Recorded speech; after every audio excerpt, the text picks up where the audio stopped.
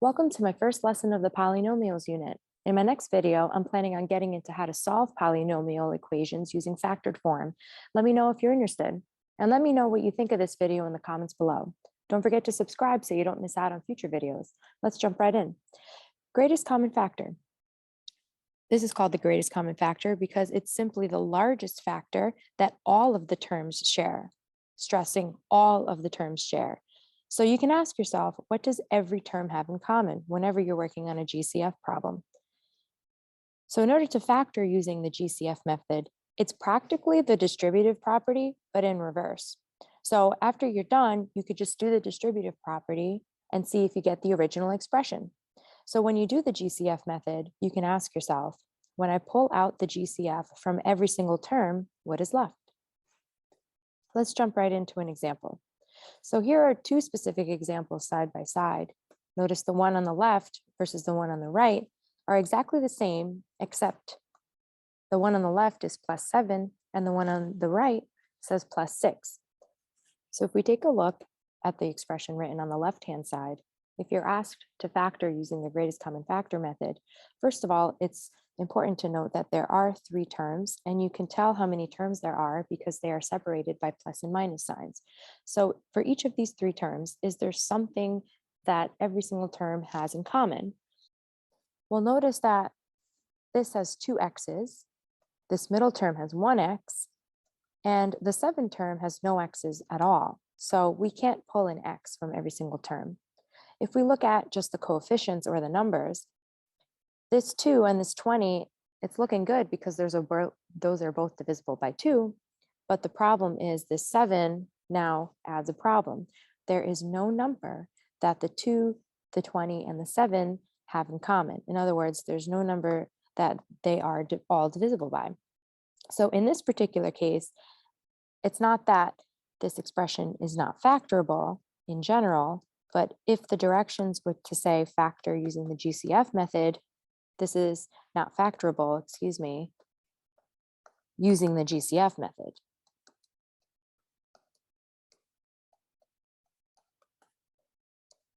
But if the directions say to factor, that's what I'll talk about later. Notice this is a quadratic expression. This might be factorable using other tools in our toolkit. In general, maybe this might not be factorable at all, but we're talking about GCF. So in this particular case, there is no greatest common factor with all 3 terms. As opposed to if we look at the expression on the right-hand side, now that we have this 6 here, it helps us out because now we see that the 2, the -20, and the 6 are all divisible by 2. So the greatest common factor is 2. Now, technically, whether you pull out a +2 or a -2 doesn't really matter. But if we pull out a +2, again, as we discussed before, it's pretty much the distributive property in the reverse. So you can ask yourself, if you pull out a 2, what's left when we divide by 2 in every single term? Or you can look at, as I said before, the reverse distributive property. So 2 times what gives me 2x squared, x squared. 2 times what gives me the middle term, -20x, a -10x, so I'm going to write -10x. And then 2 times what gives me a +6, a +3. So I'm going to write a +3. So this is not a factor completely problem. If this was, then we have to see if this guy here was factorable as well. But again, if we're just looking at the greatest common factor, we can just leave it in this form. So using the greatest common factor method, you can pull out a 2. Now this is a really simple, but really highly important, honestly, tool to note, is because later on when we're going to factor quadratics, it really makes sense whether that leading coefficient is a +1 or a number that's not equal to 1. So if in this example, you know how to factor out the greatest common factor, now you are focusing on a quadratic where the leading coefficient is 1. And that makes life a lot simpler because you're going to actually use the shortcut method. So if you didn't understand a word I just said, take a look at this video or keep watching. You can skip down into the quadratic section to know exactly what I'm talking about. So if we have a really funky expression like this, and we're trying to factor out using the greatest common factor, again, you have to ask yourself, what does every single term have in common?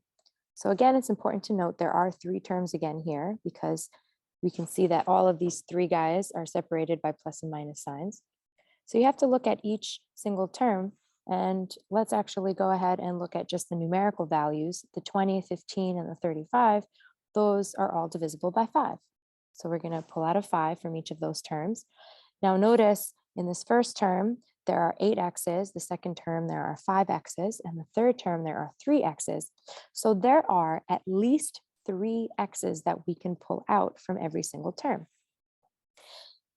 Here's a 2 x's in this expression, 2 x's in this expression, and 3 x's, 3 y's, I meant to say, not x values, 3 y's in the third expression. So there are at least 2 y's that we can pull out from each term.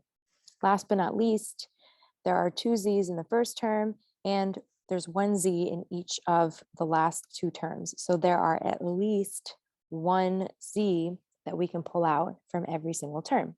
So once you figure out what the greatest common factor is, by the way, if this was like a quiz or a test, if you have no idea what to do next, just writing this here will give you points because your teacher is looking for points to award you, not to take away.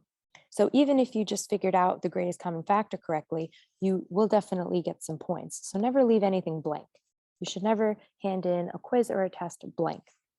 Okay, so now we figured out what the greatest common factor is. So it's time to do the reverse distributive property. We're going to write the greatest common factor on the outside, and we're going to do it step by step. So this GCF times what gives me the first term? Well, 5 times 4 gives me 20. X to the third times what gives me x to the 8th, x to the 5th. So remember, we are adding exponents here. 3 plus 5 gives me 8. Y squared times 1 is y squared. So actually, we don't need to add any more y's here. And z times what gives me z squared. So we need another z here, right? Because z to the first times z to the first is z to the second. So again, we're just adding exponents. Now this GCF times what is going to give me this middle term. So 5 times what gives me 15, a positive 3. So I'm going to write a plus 3. X to the third times what gives me x to the 5th? X squared. So again, 3 plus 2 gives me 5. Now we already have a y squared, so I don't have to add any more y's. And there's already a z there, so I don't have to add any more z's. So we're done. Last but not least, we have to figure out what does this GCF times what gives me that last term. And just make note that that 35 term is negative. So 5 times what gives me a negative 35, a negative 7. So I'm going to write a minus 7. There's already an x to the third in that term, so we don't have to add any more x's. We do need to add a y though, because y squared times y is y to the third. And actually, we already have a z in that term, so we don't have to add any more z's. So again, look at it as the reverse distributive property. So if we were asked to factor using the greatest common factor method, we are done. Next, we can do factor by grouping. In order to use factor by grouping, you have to, I really stress here, you must have 4 terms. If it's not 4 terms, you cannot do factor by grouping. So pretty much in a nutshell, the reason why you need 4 terms is because you're going to have 2 groups of 2 terms each. 2 times 2 gives me 4. That's why we needed to know how to factor using the greatest common factor method, because it's going to apply in the factor by grouping method. So once you assign 2 groups of 2 terms each, you're going to then do the GCF method 2 times. So first, you're going to factor each of those 2 groups using the greatest common factor. And then you're going to factor it one more time using the greatest common factor. For example, notice we have 4 terms here, again, separated by plus and minus signs. So 12x to the third is one term, 4x squared is another term, 3x is our third term, and positive 1 is our fourth term. So you have to ask yourself, first of all, do you have 4 terms? In this case, yes. So check. Now we have to assign 2 groups of 2 terms each. Typically, we like to assign it as the first 2 terms is going to be our first group, and the second 2 terms is going to be our second group. Check. So now we have to factor each group using the greatest common factor method. So if I title or label this group number 1, and the second, the 3x plus 1 is going to be group number 2. So if I wanted to find the greatest common factor of group 1,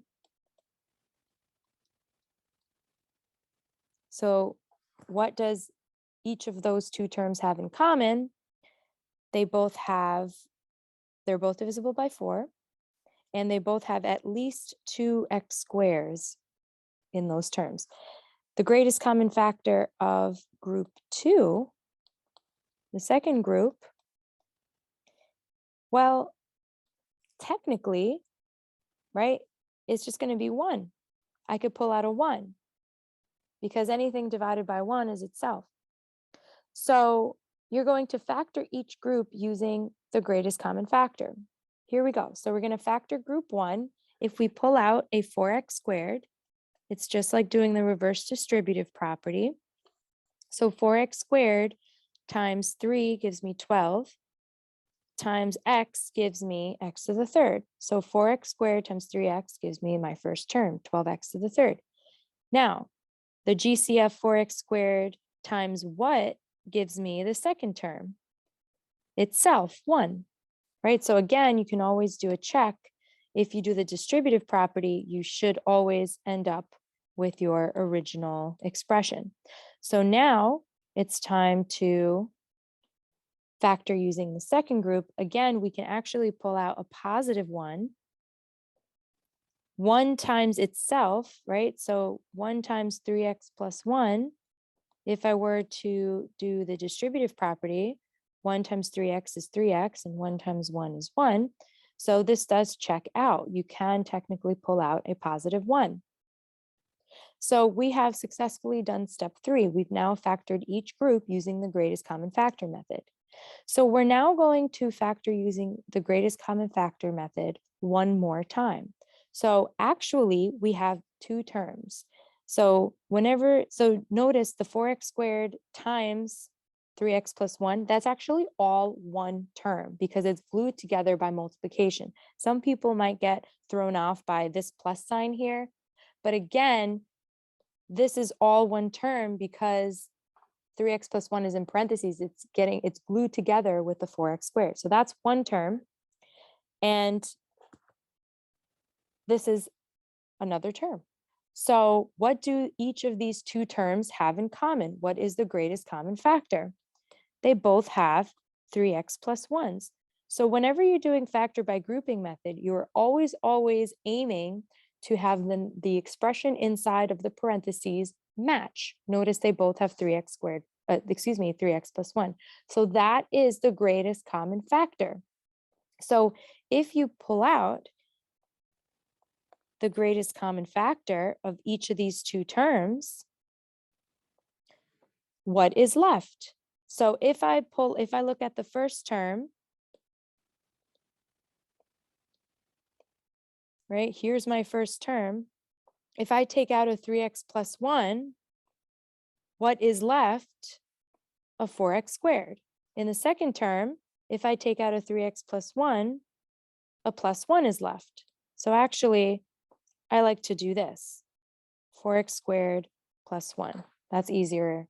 We can write it that way. So if I pull out a 3x squared, 4x squared plus 1 is left. So we have successfully factored by grouping. And again, you can always do a check. So if you did the distributive property, 3x times 4x squared gives me 12x to the third. 3x times, so let's do this, right? So 12x to the third. 3x times 1 is plus 3x. 1 times 4x squared is plus 4x squared. And then 1 times 1 is positive 1. Oh, look, we have the original expression. So again, you can always do a check at the end. In other words, do the distributive property to make sure you have done it correctly. So let's do this one more time, another example. So first you have to ask yourself, do you have 4 terms? Yes, you do. here are your 4 terms. So because of your 4 terms, you can assign 2 groups of 2 terms each. That's your first group, and that's your second group.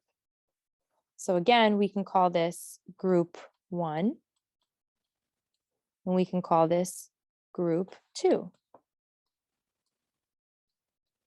So we have assigned 2 groups of 2 terms each. Our next step is to factor using the greatest common factor method, and then factor using GCF one last time. So the GCF of group 1, so what do both of those 2 terms have in common? Notice the 3 and the 4, they're not divisible by anything in common, but they do both have at least 3 x's in each of them. So x to the third is going to be the greatest common factor of group 1. Greatest common factor of group 2, the 9x and the 12, what do they have in common? They're both divisible by 3. Now, this is what trips people up. Technically, right, we have this minus sign here. So people ask themselves, well, should I pull out a -3 or should I pull out a +3? This is where I love to tell students, it's a good thing we like to stress to do math in pencil because you can always erase. So you kind of have to do a little guess and check. Now, let's say you pulled out a +3. Let's see what happens. Okay, so we're going to factor using the greatest common factor method. So if we pull out x to the third from group 1, it's like the reverse distributive property. So x to the third times 3x gives me the first term, 3x to the fourth, and x to the third minus 4 gives me that second term. So if I pull out a +3, 3 times what gives me -9x, a -3x. And then 3 times what gives me a +12. A positive times a positive gives me a positive. So this one is going to be +4. Now remember, we need to use the greatest common factor one last time. So the numbers inside the parentheses better match. And notice they do not. The first one is +3x minus 4. The second one, they're opposite signs. So that's when you would take your pencil and you would know, I should have actually made the greatest common factor not to be a +3, but to be a -3. So then you try again. So now we're going to make it a negative. And I shouldn't actually have erased the first group. That was fine. So let me just add that. So 3x minus 4. Okay, so now if we write a -3 instead of a +3, it works out because a -3 times a +3 gives me +9x, excuse me, -9x like we wanted here. And then a -3 times a -4, negative times a negative gives me +12. So that checks out. And we have what we wanted. The parentheses now match. They both have 3x minus 4. That's going to be the greatest common factor. So if we pull out a 3x minus 4 from each of those 2 terms, what is left? X to the third minus 3.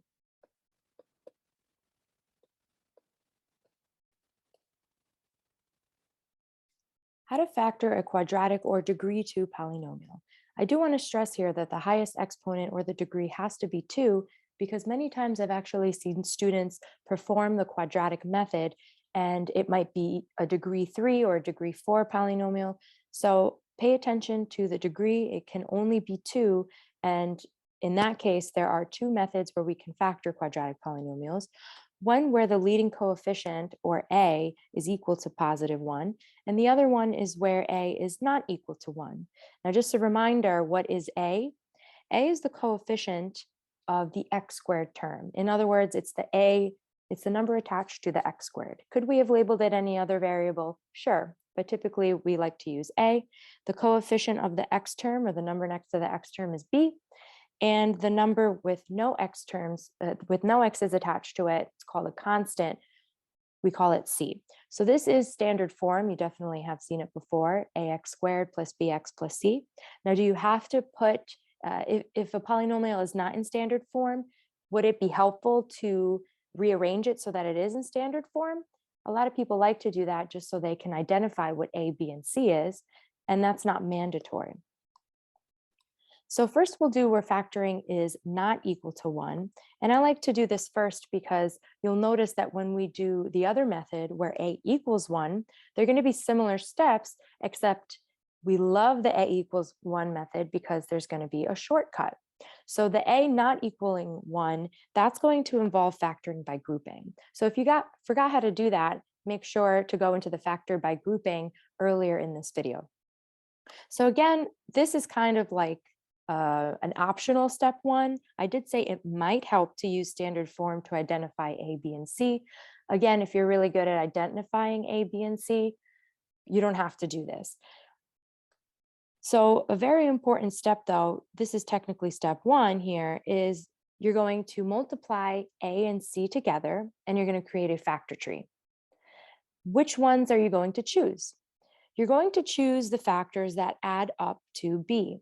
And just be careful of the signs, right? It could be positive or negative. So I do stress that. So you create a factor tree of A times C, and then you choose the factors that add up to B. Now, what do you do with those factors? You're going to take the B term and you're going to split it up into 2 terms. They're going to be like terms. You're going to use those chosen factors as the coefficients of those terms. So obviously we'll do an example. Why is this step important is because when you factor a quadratic polynomial, more often than not, it's going to be it's going to have 3 terms. And so what this step does, very importantly, is it converts it into 4 terms. Now, why is 4 terms useful? Because you need 4 terms to factor by grouping. Okay, so the whole purpose of this method is to get something with 3 terms, convert it to something with 4 terms without changing the problem, and then we can then factor by grouping. So let's go right into an example. So the first thing that should go into your mind is this a degree 2 polynomial? You take a look at the highest exponent and you do say, hey, this is a degree 2 polynomial, so I can in fact use this method. Now notice, what is the coefficient of this term? In other words, what is A? 3. So I always like to tell students on the side to write A equals B equals C equals. And let's say you have no idea how to complete this problem. Just by doing this step, you should be getting some points because at least your teacher is looking for, do you have some general understanding of the problem? So just the fact that you identify what A, B, and C is means that you are on the path to figuring this out. So A is 3. B is, be really, really careful. It's a -8. I always see students, or not always, but many times I see students missing out on that sign, which is super important. And C is +5. So now once you recognize what A, B, and C is, we can use the steps above. Okay, so step 1 would be to identify A, B, and C. Does not have to be in standard form to do so. So very importantly, now we're going to multiply A and C together, and we're going to create a factor tree. So A times C, right? So we're going to do 3 times 5, which is 15. So we're going to do a factor tree of 15. Now, a lot of teachers will do this. They'll do 3 times 5, and they'll do 1 times 15. But I like to stress, again, we're doing +15. So doesn't a negative times a negative also equal a positive? So we should also have a -3 times -5, as well as the -1 times -15. I like to stress this because more often, or we actually will be doing an example later, where not doing this, you might not notice that maybe something's not factorable, or again, if you get your signs mixed up, you might get this wrong. So go ahead and pay attention to the signs, I always say, right? And as a matter of fact, if we didn't do the negatives, right, notice these are the guys that we want. Why do we want the -3 and the -5? So let me go back up here. We've completed part B, number 2. So step number 3 is we want the factors that add up to B. And again, what is the B term, the B coefficient? It's -8. So the reason why we've chosen these factors is because when I add them together, we end up with the b term, which is -8, right? This is b. So we have chosen the correct factors. Again, if you're doing this in a quiz or a test, just by doing this, you should be able to be getting some points. Okay, so what are we going to do with those factors? We're going to use them as coefficients of the b terms split up into like terms. Okay, so let's do that. So first of all, what is the b term or the middle term? It's -8x. So what we're going to do is we're going to split this using -3 and -5 as the coefficients. In other words, -3x plus -5x. Why do they have x's attached to it? Because -8x is -8 is a coefficient of an x term. So in other words, these are including like terms. Is it true that -3 plus -5x is equal to -8x? Yes. So we are not changing the problem at all by doing this step. What people do like to do, instead of a plus minus, that's the same thing as just writing minus. Okay, so it doesn't matter. Now don't forget to copy the original problem. So we did have a 3x squared here, right? So it becomes 3x squared minus 3x minus 5x, and then don't forget the plus 5, we just copy that down. Okay, so we have taken something with 3 terms, and we have converted it into something with 4 terms without actually changing the problem. This is the exact same polynomial. Again, now what this does is we have 4 terms, and we can now factor by grouping.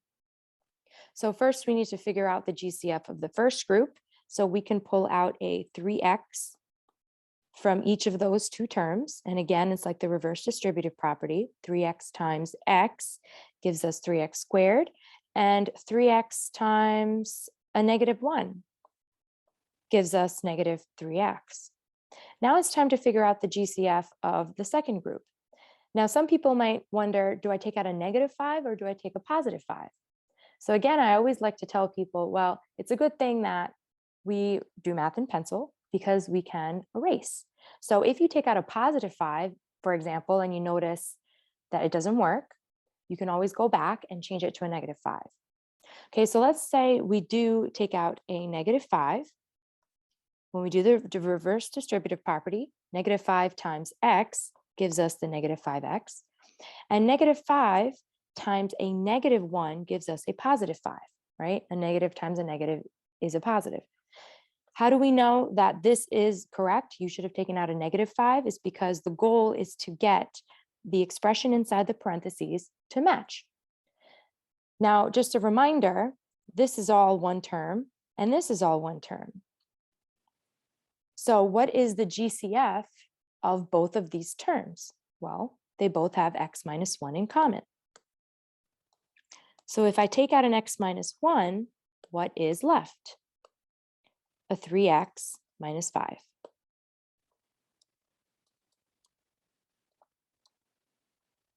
So we have successfully factored using the a is not equal to 1 method. And again, it does involve factoring by grouping.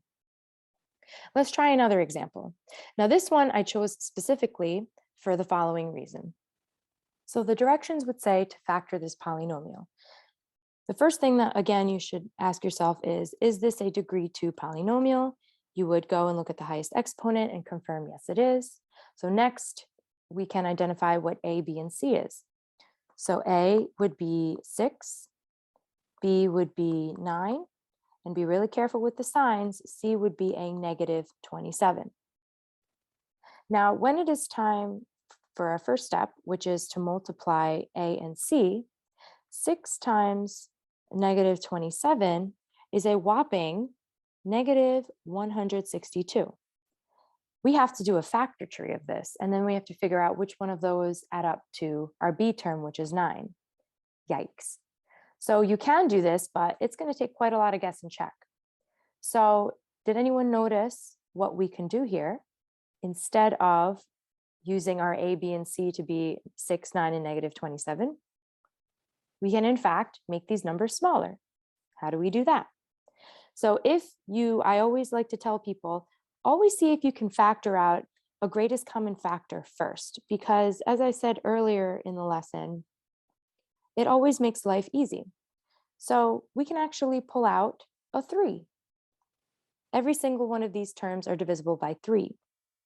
So if we pull out a 3, 3 times 2x squared gives us 6x squared. 3 times a positive 3x gives us the 9x. And 3 times a negative 9 gives us the negative 27. What does this do? Now, instead of a, b, and c being 6, 9, and negative 27, we are trying to factor this guy here. So now we are dealing with smaller numbers. A is 2, b is 3,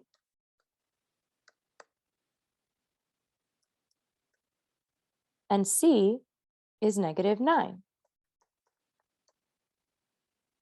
So now when we multiply a times c together, we're doing a factor tree of negative 18. That is a much smaller number than negative 162. So it does make our life so much easier. So again, make sure that you always look out for the GCF, because more often than not, it will save your life.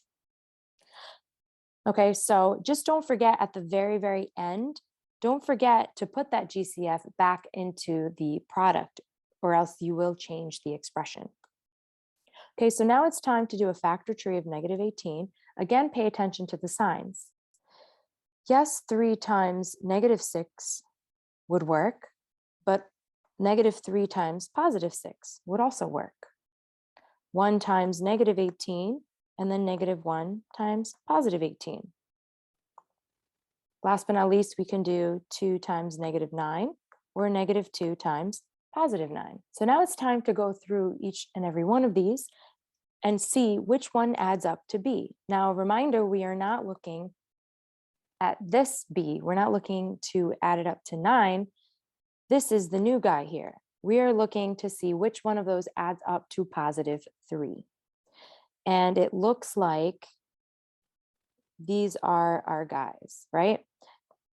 Because negative 3 plus 6 equals positive 3, which is our b value. So again, what do we do with negative 3 and positive 6? We're going to take the middle term, which is the plus 3x, and we're going to split it up into like terms using those factors as coefficients. Now, a reminder, I am not looking at this greatest common factor. I'm going to add that at the very end. So for right now, I'm just going to copy the quadratic polynomial inside the parentheses. Just going to pick a different color here. How about blue? Right, so the 2x squared we're not touching. So just the b term, right? So instead of plus 3x, I'm going to do minus 3x plus 6x, because negative 3 and 6 were the two chosen factors. And then don't forget to copy down the minus 9. Okay, so you might be asking yourselves, could I have written it the other way? Could I have, instead of the minus 3x, you could have written the plus 6x, right? Could you have switched orders? And the answer is absolutely 100% yes. It does not matter which way you do it. You will end up with a slightly different GCF, but at the very end, you will get the exact same answer. Okay, so I did write it this way first. Now, some people like Mike probably would like to write it the other way because they might notice that the 2 and the 6 have something in common. But nonetheless, we have now gotten it successfully into 4 terms. We can now factor by grouping. So the first group has an x in common. So the GCF is x. So x times 2x gives me 2x squared. And an x times a negative 3 gives me the minus 3x. In the second group, we can take out a positive 3. 3 times 2x gives me 6x, and 3 times a negative 3 gives me a negative 9. So we can clearly see this is correct. Always check that the expression inside the parentheses match. And again, just a reminder that this is all one term and this is all one term. So we have 2 terms. So the greatest common factor is 2x minus 3. They both have 2x minus 3 in common. So if I take out a 2x minus 3 from both terms, what is left is an x plus 3. Okay, so again, if you split up the middle term using the coefficients written in the other order, you would have still gotten the same answer. And I did a famous mistake, right? So this answer is actually equal to the expression that we just factored, right? So if I do the distributive property, I would end up with 2x squared plus 3x minus 9, but that is not our original expression. Remember, our original expression was the 6x squared, blah, blah, blah. So how would we do that? Remember at the very beginning, we took out a positive 3, that was the greatest common factor. So do not forget to put that back. So you could just stick it right in front. Oh, and I forgot to add the parentheses there. So this is our final answer. Okay, so now it's time to do a factoring example where the leading coefficient a is equal to 1. Now we love these problems because it's not as time consuming and there are not so many steps as the other method, which involves factoring by grouping. So we do have a shortcut method here, and there is a beautiful template. So again, step 1 here is not, it's really optional. So it might help to make sure it's in standard form to help you identify what A, B, and C is. But again, it's not necessary. So just identify what A, B, and C is.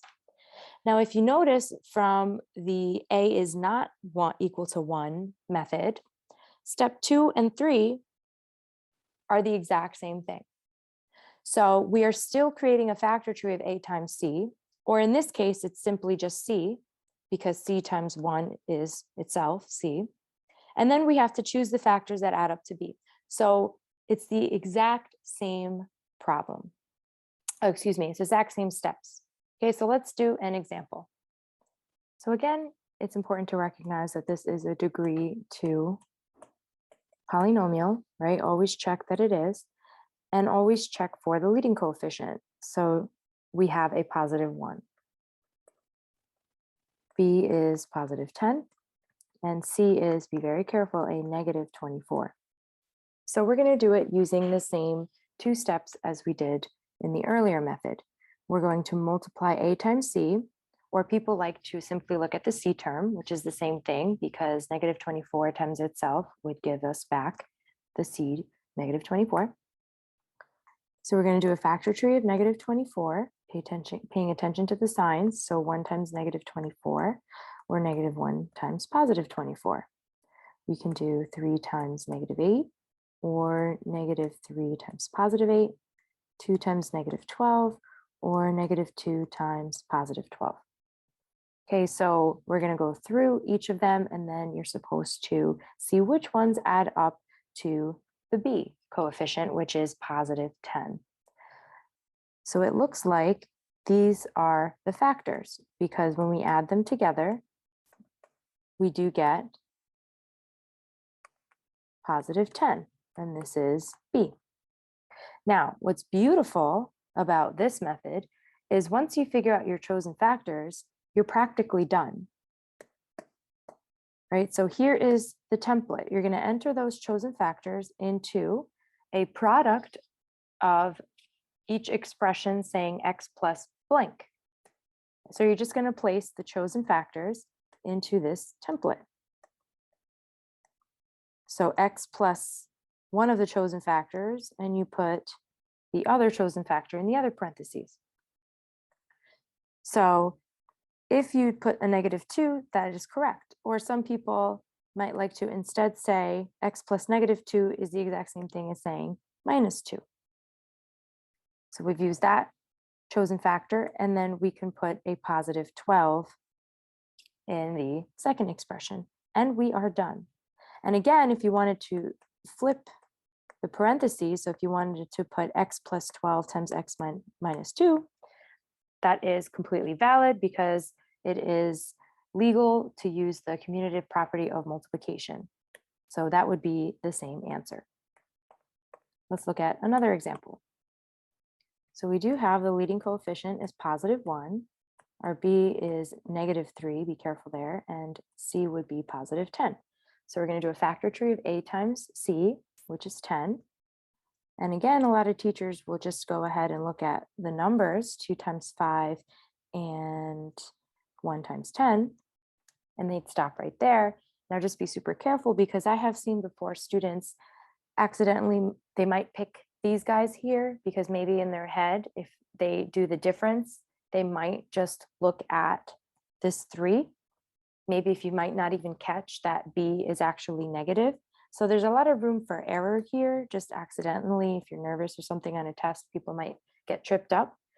So another thing to do, right, is also be very mindful of the sign. So a negative times a negative is also a positive. So don't forget to add these. So this is like the full list. So when we go ahead and add everything together, right, when we add those together, let me pick a different color here. How about blue? Right, those add up to positive 7. 1 plus 10 gives me 11. Negative 2 plus a negative 5 gives me a negative 7. And negative 1 plus a negative 10 gives me a negative 11. And you might say, wait a minute, none of these adds up to B. And so this means that this quadratic polynomial is not factorable. So be super careful, because a lot of teachers do like to throw one of these on a quiz or a test, and you just have to make sure you're paying very, very close attention. So if you're doing a factor tree and you're really making sure you add all of the factors, making sure you have all the signs that make sense, you're never going to get this problem wrong. I do just want to do one more example. I always say, again, to use the greatest common factor method to your advantage. So let's say you're asked to factor this problem. You do recognize it's a degree 2 polynomial. Now you notice that A is 2, right? So A is 2, B is negative 4, and C is negative 6. And you say, oh, shucks, I'm going to have to do the factoring by grouping method, right? Because A is not equal to 1. So you can go ahead, right, multiply A times C and do the whole list of steps, split up the middle term, and then factor by grouping. You'll get the exact same answer. But if you always make sure, if you train yourself to always have an eye out for the greatest common factor, it would save you so much time. So you would notice here that you can actually pull out a 2 from every single one of those terms. That's our greatest common factor. So if you do pull out a 2, like the reverse distributive property, 2 times x squared gives me 2x squared, 2 times negative 2x gives me negative 4x, and 2 times a negative 3 gives me a negative 6. So now what that does is we're going to, instead of factoring this quadratic, we're just going to pay attention to factor this. And then don't forget, extremely importantly, at the very end, make sure to put a 2 in front of your product, because otherwise you will be changing the polynomial. So now we're paying attention to this quadratic. So A is positive 1, B is negative 2, and C is negative 3. So not only now you're working with smaller numbers, which is always nice, but now the leading coefficient is positive 1. So we can do the shortcut method. Okay, so we're going to use find a factor tree of 1 times negative 3. So we're looking at a factor tree of negative 3. So the only two options are 1 times negative 3 and negative 1 times positive 3. And we're looking for the factors that add up to negative 2. So we're looking at 1 and negative 3 as our chosen factors. Now again, when A is 1, very beautifully, we can enter it into the template, right? So since it's a positive 1, we're going to write x plus 1. And since it's a negative 3, we can write x minus 3. Now again, when the product here is equal to the x squared minus 2x minus 3, again, we need to make sure we add this 2 here in the product, because this is the original polynomial. So do not forget, extremely important. Okay, so we have just saved so much time. So again, make sure you always look out for the greatest common factor. How to factor difference of perfect squares. So first of all, it's super important to even know what these words mean. Difference, a reminder, means subtraction. And in this case, what are we subtracting? Perfect squares. But what does perfect square mean? A perfect square, very simply put, is a product or a multiplication of something times itself 2 times. So for example, this x squared minus 9 polynomial, why is this a difference of perfect squared? Because if we look at the first term, x times itself is x squared. So the square root of x squared is x. Or you could look at that as our definition up here, the product of something multiplied itself twice. So x times x is x squared. The 9 is also perfect squared because 3 times itself gives me 9. And then very, very, very importantly, it's a subtraction between those perfect squares. So I've seen many, many times x squared plus 9, if this was a separate example, notice it's the sum of perfect squares. No, you wouldn't even be able to use this formula. As a matter of fact, x squared plus 9 is not even factorable. So be super careful of taking note of it should be subtraction, or else it wouldn't even be called different of perfect squares. Okay, so here we have a formula. So don't get too tripped up in the formula, but typically the first term, right, we could have called it any variable, but in this case, people call it a. So the first term is just a squared, and the second term, we call it b squared. And so we're subtracting them. So in this particular case, the a term would be x, and the b term and the b would be 3 in that particular case. Okay, so a lot of people, what they like to do is on the side, they like to write what is a and what is b, because after you do that, you can just substitute into that template. So the template is you add a and b together and you subtract a and b together and you write them as a product. Okay, so a reminder, what is a? It's the square root of the first term, right? What's a reminder? The square root of x squared is x. So that would be our a. And we had 9 as a second term, so b is the square root of 9, which is 3, right? That was our b. So in this particular case, if we wanted to factor x squared minus 9, we would just use the formula, and just by substitution, it would look like x plus 3 times x minus 3.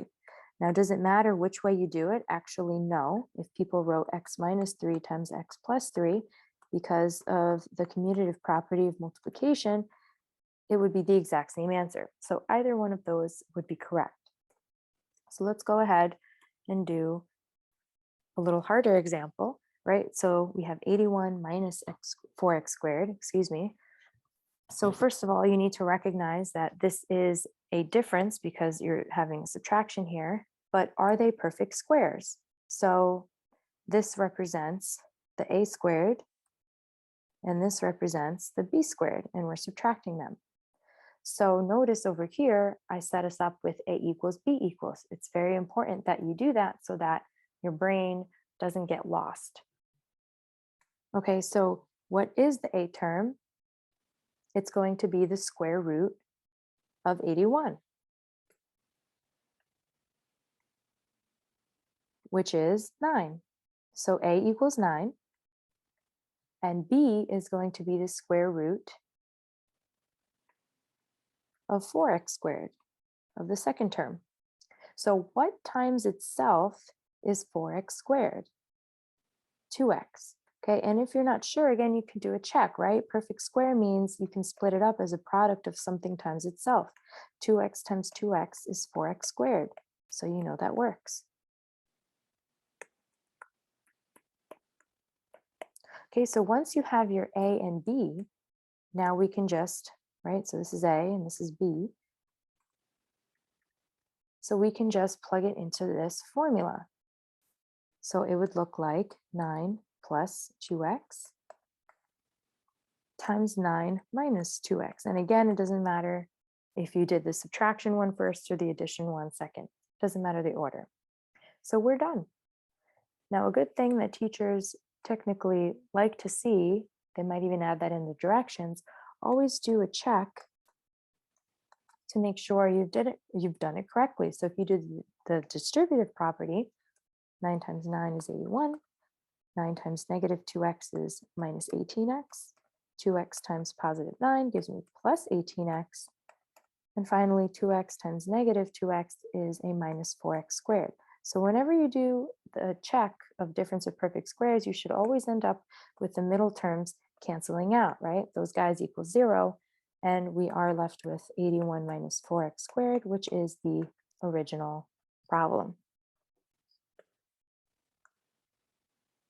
So what if you just have something like this, right? So again, this would be considered a squared and this would be considered b squared. But honestly, you don't really have to know that. Don't get tripped up because now we just have all these letters. We have A, B, W, T. I can see how students might feel confused about that. So really the important thing you should really know is that A is going to be the square root of the first term and B is going to be the square root of the second term, right? And so we have subtraction of those perfect squares. So again, A is the square root of the first term, 36w squared, and B is going to be the square root of the second term, or 100t squared. And again, perfect square means something times itself equals that perfect square. So 6w times 6w gives me 36w squared. So that's A. And 10t times 10t itself gives me 100t squared. So that's correct. Right, so that's our A and that's our B. So finally we can plug it in. It's just going to be the addition and the subtraction. And obviously the parentheses are super important.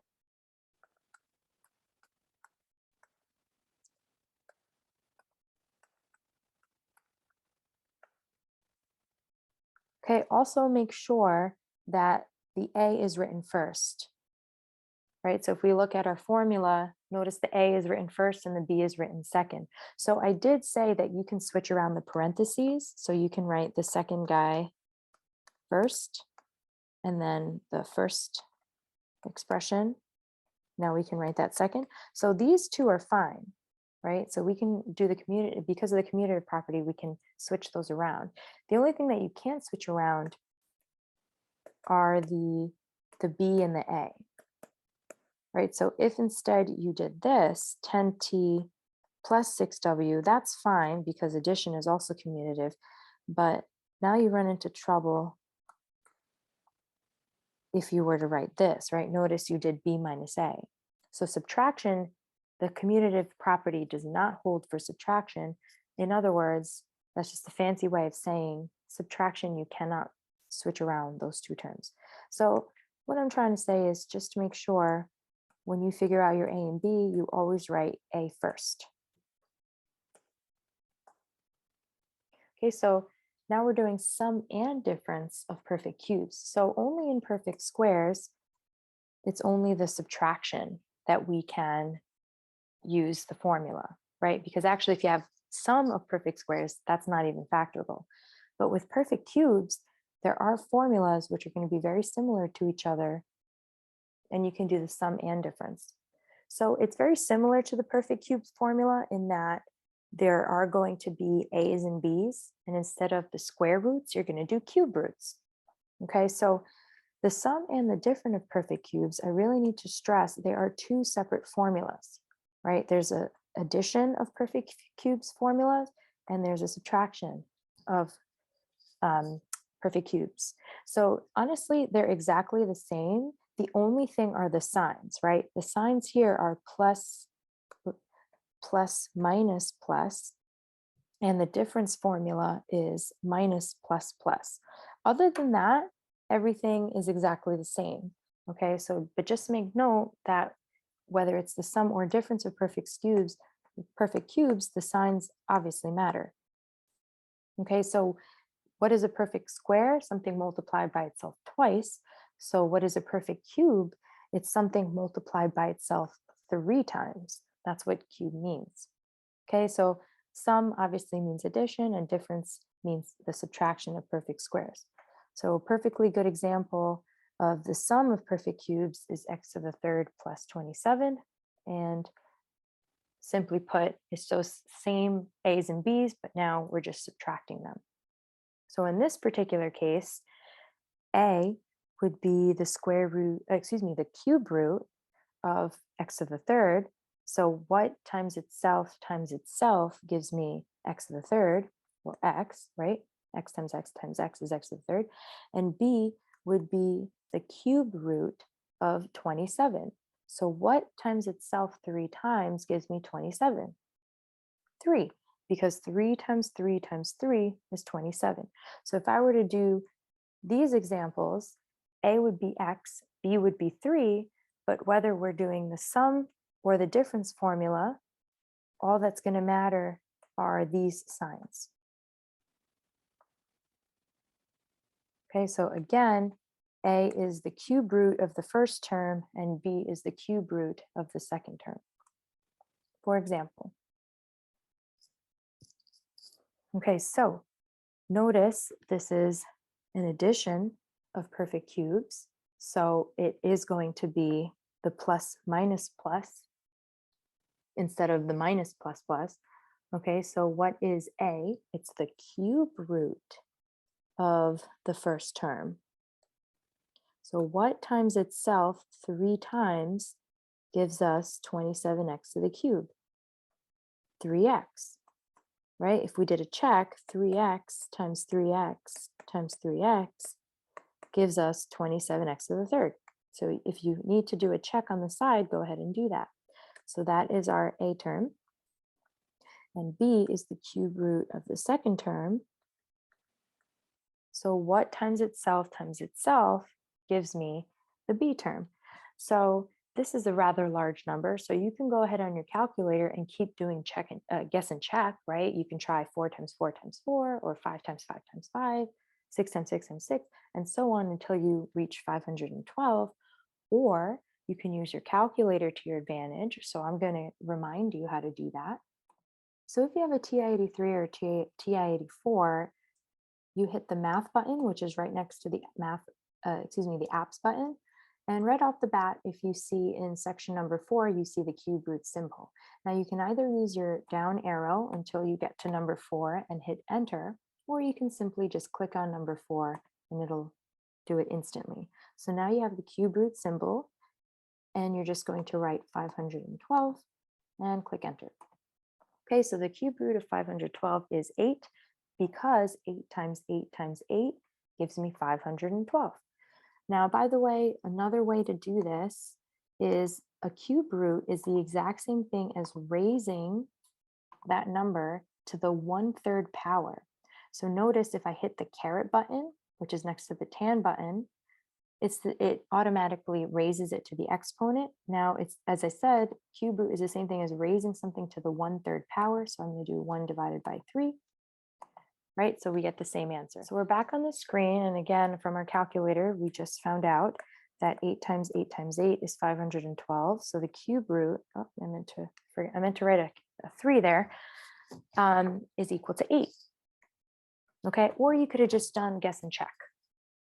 Doesn't matter. So again, make a very big distinction on what A is and what B is, because it does matter which order, you do it in.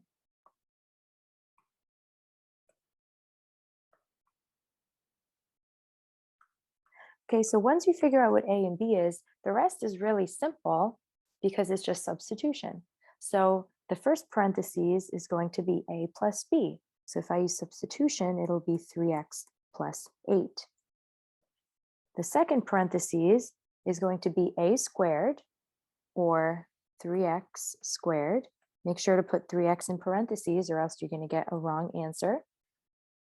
Just a side note, how is this different than this, right? On a side note here, squaring something means multiplying something by itself. So this is saying 3x times 3x. So you would get a 9x squared if you put the 3x in parentheses, versus if you do not put 3x in parentheses, this is the same thing as saying, right? Isn't this saying 3 times x squared? In other words, 3 times x times x. So either way, in this case, you get 3x squared, right? And if you put 3x in parentheses, you get 9x squared. So that's something huge. I always see that common mistake. So I always like to tell my students, whenever you make any substitution, your safe bet is just always put it in parentheses. Well, obviously the 3x plus 8, we didn't have to put in parentheses each. But hey, if it makes you feel better, you can go ahead and do them because then you can just drop them anyway. Okay, so, whoops. So now we're going to subtract it by a times b. 3x times 8 gives me 24x. And then finally, we're going to do plus b squared, or 8 times 8 is 64. Okay, so actually I'm going to erase this 3x squared here. We found out that's 9x squared. And here's my final answer. We are done. Even if this was a factor completely problem, so you would have to see if this quadratic polynomial is factorable every single time. So what people don't tell you or don't stress is every single time you do a sum or difference of cubes formula, the quadratic piece is never factorable, ever. So if this was a factor completely problem, you would be done.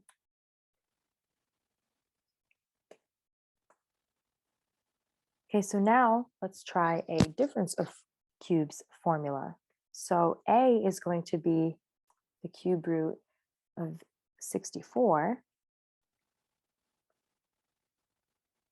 So what times what times what is 64? Well, again, so you can either do the calculator shortcut, or on your calculator, you can try, okay, well, I know 3 times 3 times 3 is 27. Let me try 4 times 4 times 4, and it would work. So the cube root of 64 is 4. And the cube root of the b term, and people get tripped up because technically, you know, the x to the third is negative. That term is negative, but again, it's difference of perfect squares. So here are our perfect squares, and then we're just subtracting them. So we're really just doing the cube root of the x to the third. So what times itself 3 times gives me x to the third? X. X times x times x is x to the third. Okay, so again, note which one is a and which one is b, because it does matter. And now notice it's a very, very similar formula, but now instead of plus minus plus, it's minus plus plus.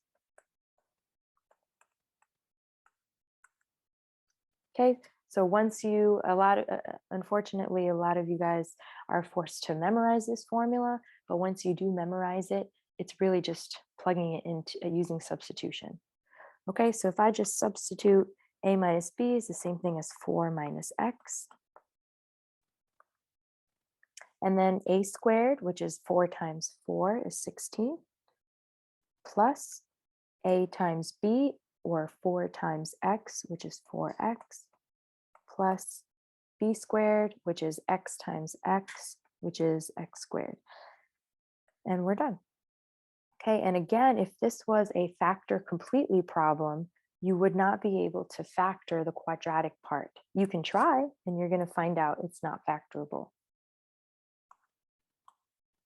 Okay, so here I just reminded you, you can go ahead if you would like to take the time to write this in your notes. This is just what I was talking about before about finding cube roots on your calculator.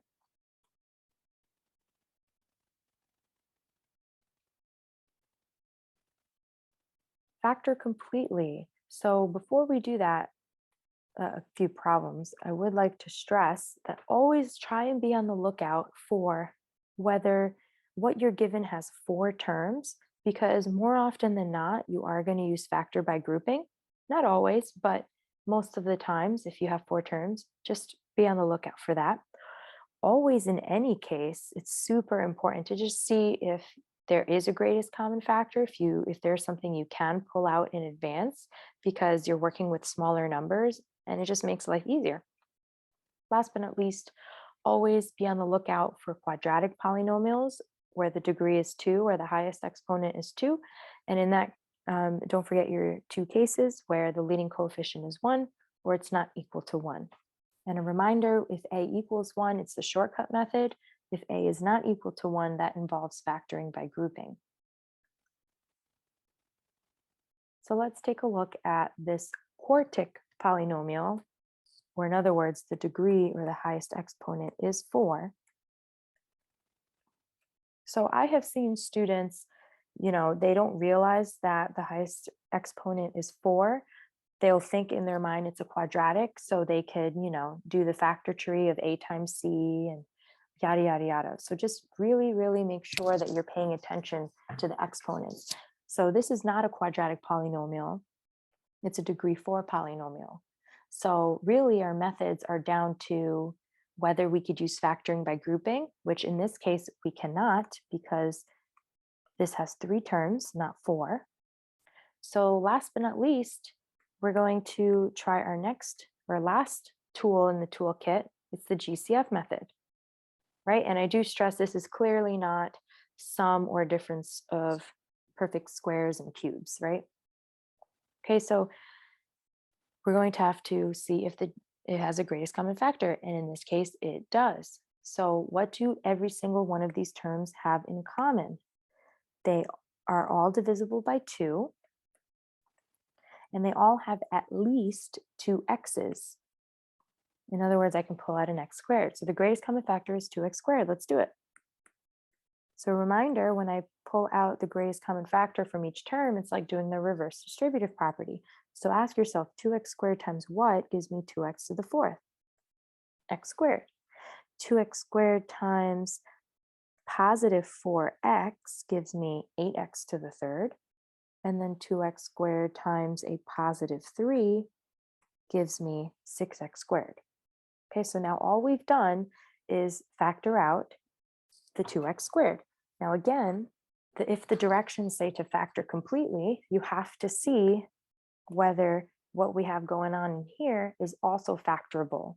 If it's not factorable, then this would be your final answer. But you always have to keep going. So how do you know if it's not factorable? Again, you have to just go down your list of tools, right? So in this case, we can say, hey, this is a degree 2 polynomial. In other words, this is quadratic. So we do have some trick up our sleeves, right? This is definitely not this is not a difference of perfect squares. So remember, our two cases is either if the leading coefficient is 1 or if the leading coefficient is not equal to 1.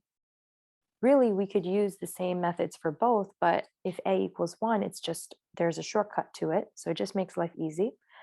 So in this case, the leading coefficient is 1, right? So what else is true?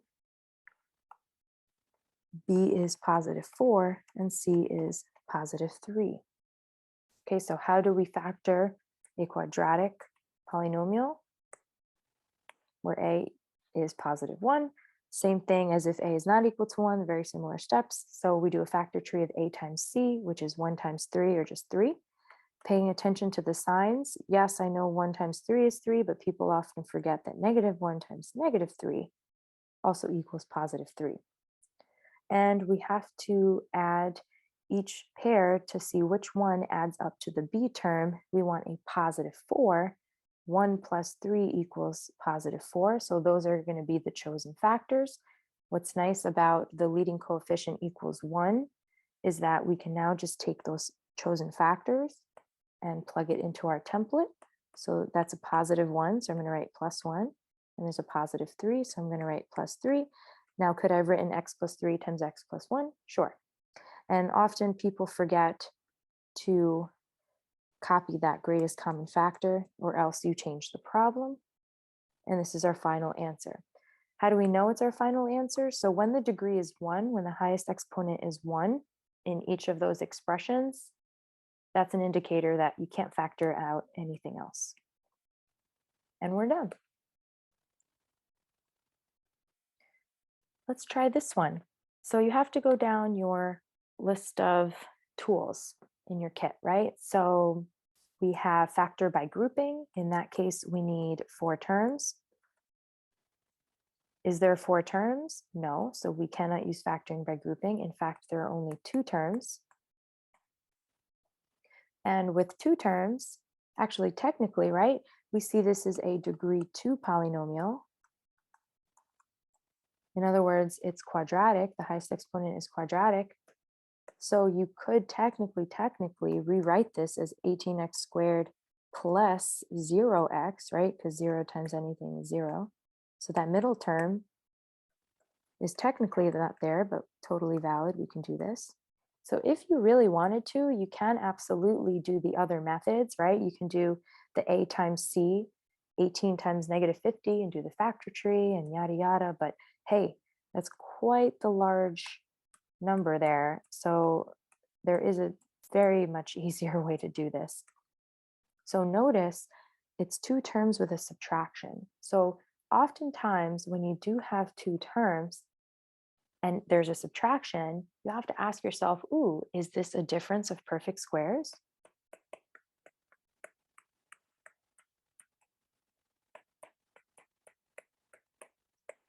Now, it's the difference part is there because there is a subtraction, right? 2 terms could be difference of perfect squares, not always, but the only problem is that 18x squared is not a perfect square and neither is 50.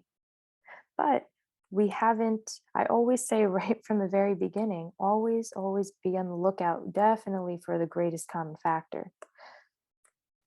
So you're always going to be looking out for this definitely for sure. Definitely, and I'm putting a star next to it. So do those 2 terms have something in common? Yes, it does. They're both divisible by 2. So if I pull out a 2, now we end up with 9x squared minus, oh, not 9x squared. I am just kidding, making sure that you are paying attention. Oh, wait, I am just kidding again. 2 times 9 is 18. And 2 times negative 25 gives me negative 50.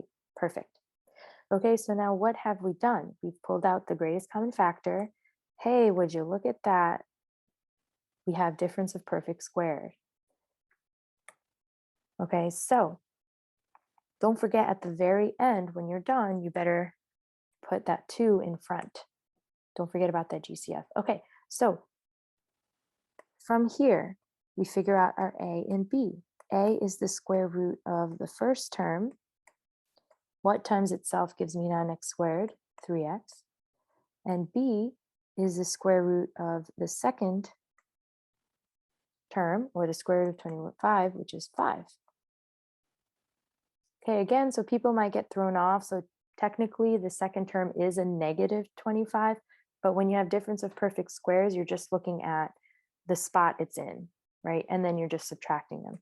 So in other words, difference of perfect squares, your A and B should always be positive. Anyway, so now we have A's and B's and just plug it into our template here. So it doesn't matter which way, oh, actually I take that back. So you can either do 3x plus 5 times 3x minus 5, or you could just switch these 2 parentheses around. You could do 3x minus 5 times 3x plus 5. The only thing I stress is make sure you write the A term first, okay? And this problem would not be complete if you put that greatest common factor back in the game. That's our final answer.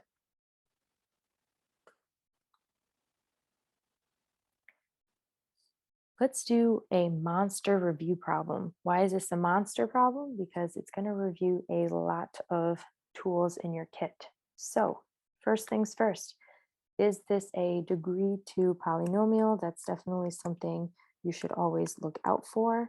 And it is not. The degree is actually 5. The highest exponent is 5. So you cannot use the 2 methods, right, where A is 1 and A is not 1. That's out the window. Next, is there a greatest common factor? There's nothing that every single term has in common. Okay, so we're not going to use the greatest common factor yet, right? So the next thing you should ask yourself, does this have 4 terms? Yes, it does. So when something has 4 terms, most often than not, it is factorable by grouping. So let's do that. If we assign our 2 groups of 2, will this work? Right? So when we do use factor by grouping, it does involve knowing how to use the greatest common factor method. So if we take out an x to the third of the first group, we're left with x squared minus 4. And if we take out a negative 4, oh, we can even take out actually something larger, can't we? We can actually just pull out a negative 8, right? And if you pulled out a positive 8, you'll see that the expression inside the parentheses don't match. So that's how you'd know, okay, let me try a negative 8. So when you do that, you end up with matching expressions inside the parentheses, which now that indicates this is factorable by grouping. Because now when we pull out an x squared minus 4 from each of the 2 terms, we are left with x to the third minus 8. Okay, so remember, this is a factor completely problem. So we have to see if each expression inside each of the parentheses is factorable. Now you might have noticed right away that this first expression is a difference of perfect squares, and the second expression is a difference of perfect cubes. So how about you press pause, you try this out, and then press play again to see if you got it correct. Worst thing in the world is you got it wrong. Oh, boo-hoo. And then you keep trying and eventually you'll get it right. Okay, so here's my difference of perfect squares. In this particular one, a is the square root of x squared, which is x. B is the square root of 4, which is 2. And in this second group here, in this particular case, a is the cube root of x to the third, which is x, and b is the cube root of 8, which is 2. Now, in this particular example, we happen to get a's and b's that actually are matching, but that's not going to happen every time. In this particular problem, it just happens so beautifully. But more often than not, you actually might get scenarios where the a's and b's are different. Just make sure you plug in the correct a's and b's in the correct formulas. Okay, so if I do the difference of perfect squares, that's just this template, right? X plus 2 times x minus 2.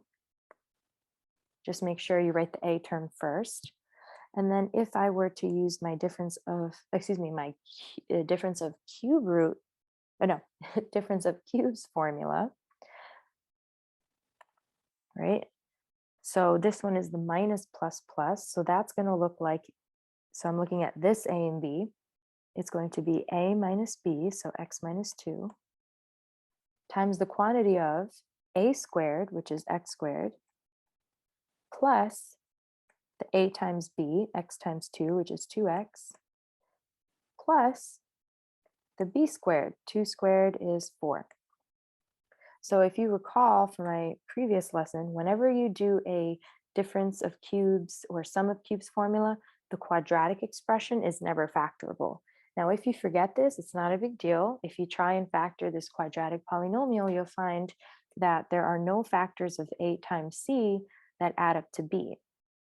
Okay, and so we're done, but the last thing that some people might like to do is, you notice that the x minus 2 is written twice. That is the same thing as x minus 2 quantity squared, right? So some people might like to feel fancy and write the answer like this, but it doesn't matter. If you're interested in buying this lesson for about $4, I'll leave the link in the description below on my Teachers Pay Teachers website. Also, don't forget to subscribe to my channel. That way you don't miss out on future videos.